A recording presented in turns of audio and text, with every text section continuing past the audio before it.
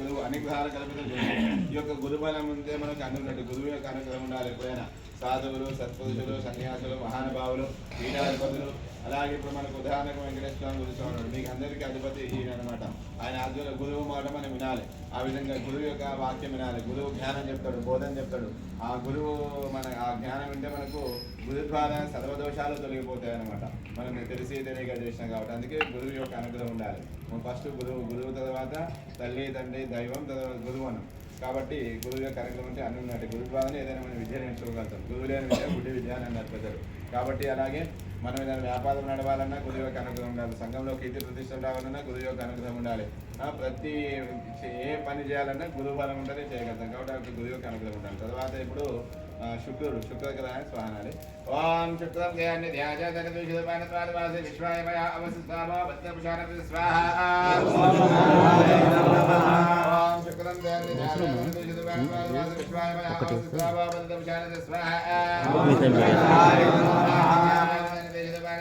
విశ్వాయమయ అవసిస్తామా బద్ధపుషానపి స్వాహా.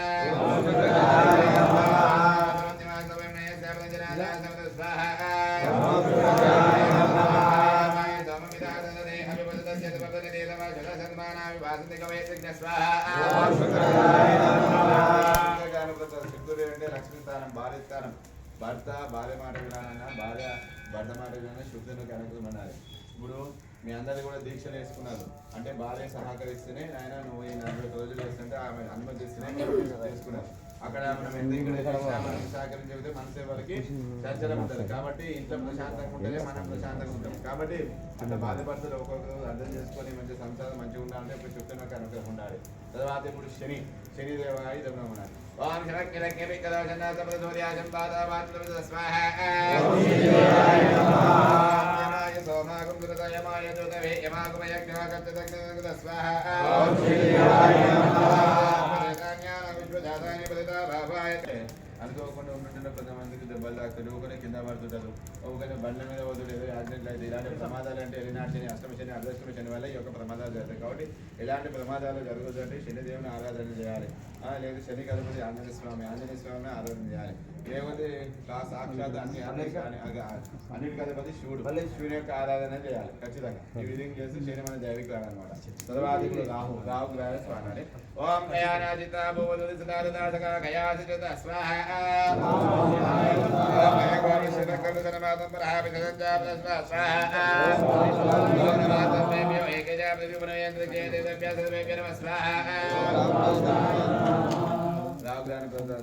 అంటే పంచ జ్ఞానేంద్రియాలంటే కళ్ళు, ముక్కు, నోరు, నాలుక ఇవి పంచజ్ఞానేంద్రియాలు. కాబట్టి పంచజ్ఞానం చదవంగా మంచి పద్యాలను కూడా ఇప్పుడు రావు యొక్క అనుగ్రహం ఉండాలి. అలాగే సర్పదోషం తొలగిపోవాలన్నా ఈ రావు యొక్క ధ్యానం. తర్వాత రావు అధిపతి అంటే దుర్గాదేవి రావు చేసిన యొక్క రావు దోషం తొలగిపోతుంది. ఇప్పుడు కేతు కరాయ స్వాహ.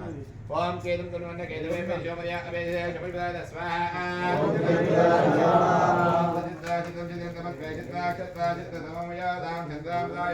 దాహ్యం పూర్వ వేదం సహృతం చంద్ర చంద్ర స్వాహా.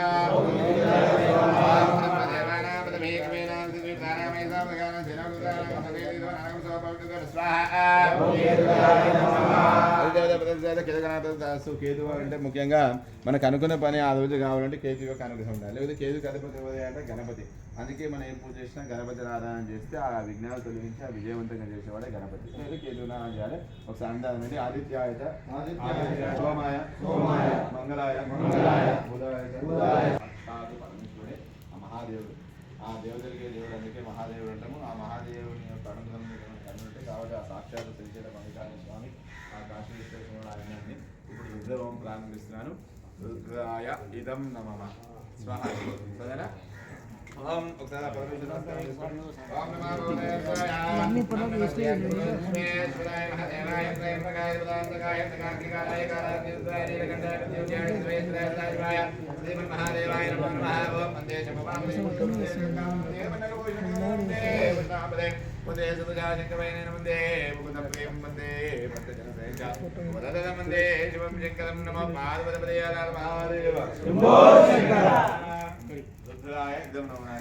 ओम नमस्ते रुद्रमन्यावा उदोदशवे नमः नमस्ते हस्तमने भावध्यावदे नमः स्वाहा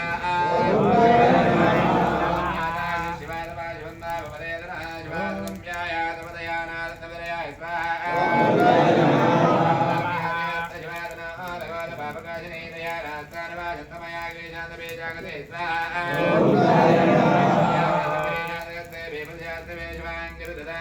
एकं देवदशं स्वाहा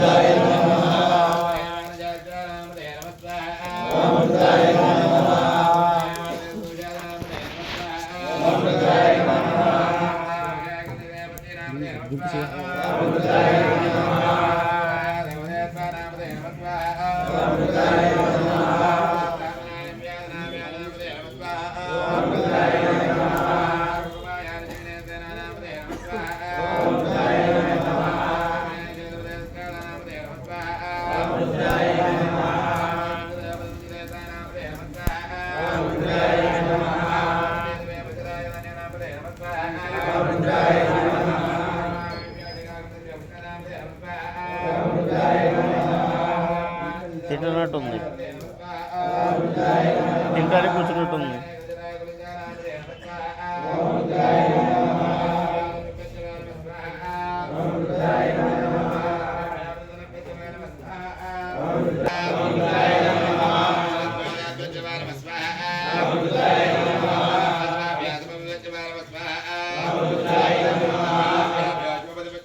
स्वाहा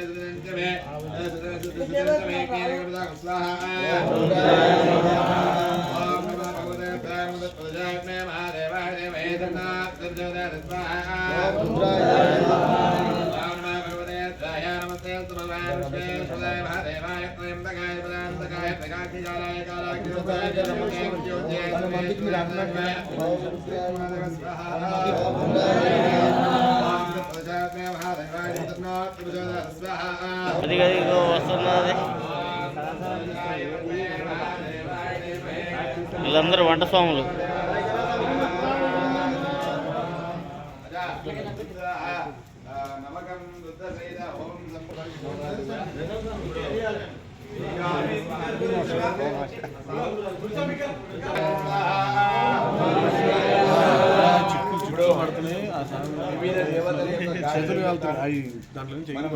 చెప్పాము.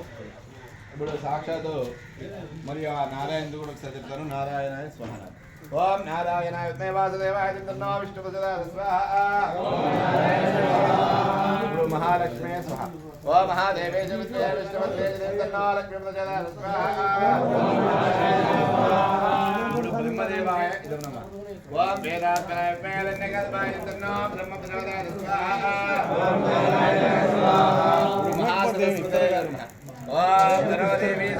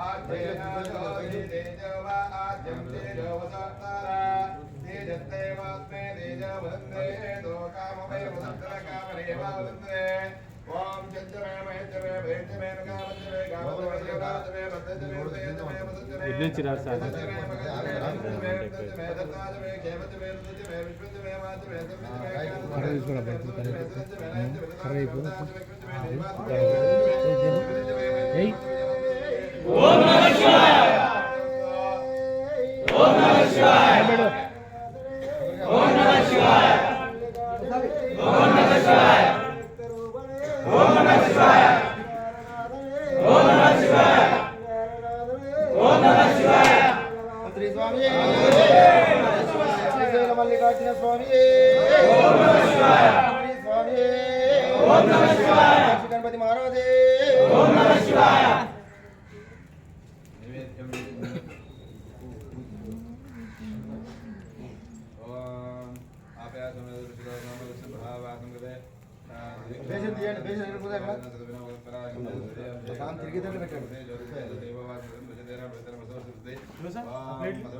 टिफिन प्लेट लेते हैं